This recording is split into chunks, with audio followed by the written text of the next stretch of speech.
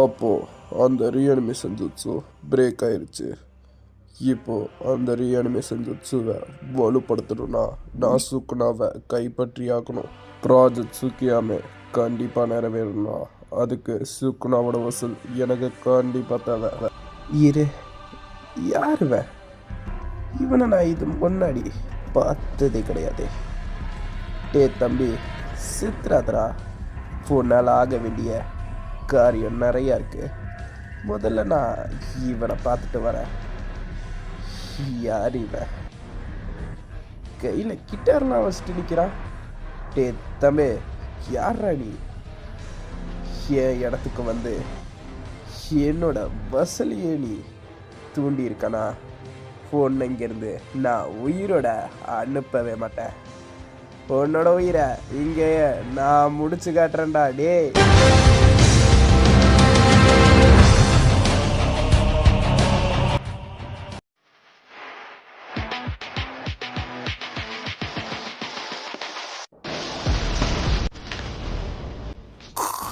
இது கஸ்ட் கிளிக் வார்த்தைல இது ஏதோ புதுசாக இருக்கு.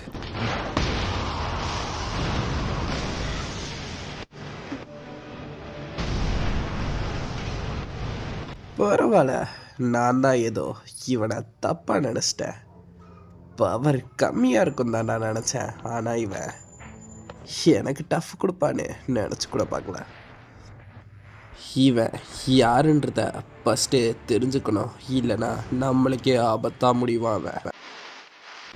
என்னது இது? என்ன குறைச்சி எட போறாத? ஆஹா, இதை தான் நான் எதிர்பார்த்தேன்.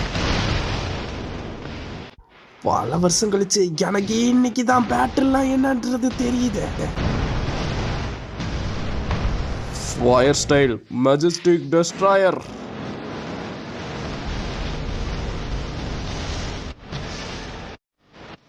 இவன் எனக்கு மேலே இருப்பான் போல இருக்கே. இங்கே என்ன நடந்துக்கிட்டு இருக்குன்னே தெரில. எல்லாரும் இங்கேருந்து ஓடுங்க. உயிரை காப்பாற்றிக்கணும்னா நம்ம ஓடியே தீரணும். இங்கேருந்து எவ்வளோ சீக்கிரம் தப்பிக்க முடியுமோ தப்பிக்க. இங்கே ஏதோ பெருசாக நடந்துக்கிட்டு இருக்கு. இங்கேருந்து ஓடணும். இங்கேயே நின்னுங்க. இங்கேருந்து நகர்ந்தீங்கன்னா நானே உங்களை கொல்ல வேண்டிய நிலைமை வரும். யாருங்க?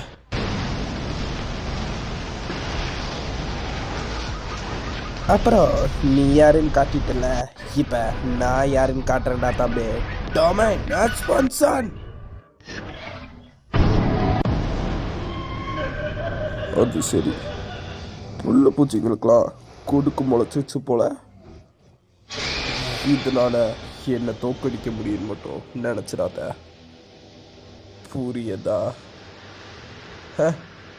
இதை வச்சுட்டு என்னை ஜெயிக்க முடியும்னு நீ எப்படி நினச்சன்னு தெரில. நீ கண்டிப்பாக ஒரு முட்டாள்.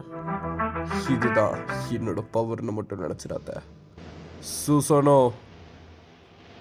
சுசனோட ஃபுல் ஃபார்மை இப்போ பார்க்க போகிறடி. இதோட ஃபோனோட அழிவு நெருக்கிடுச்சு. செத்து போஸ்ட்லாம் ஃபோனோட ஆட்டம் இந்த உலகத்தில் முடிஞ்சிருச்சு. என்னோட ராஜசுக்கியா மேலே நீ ஒரு குப்பையாயிட்ட. இதோட ஆட்டம் முடிஞ்சிருச்சுன்னு மட்டும் நினைக்காத மாத்திரா. ஒன்னா கண்டிப்பாக பழி வாங்குவேன்டா.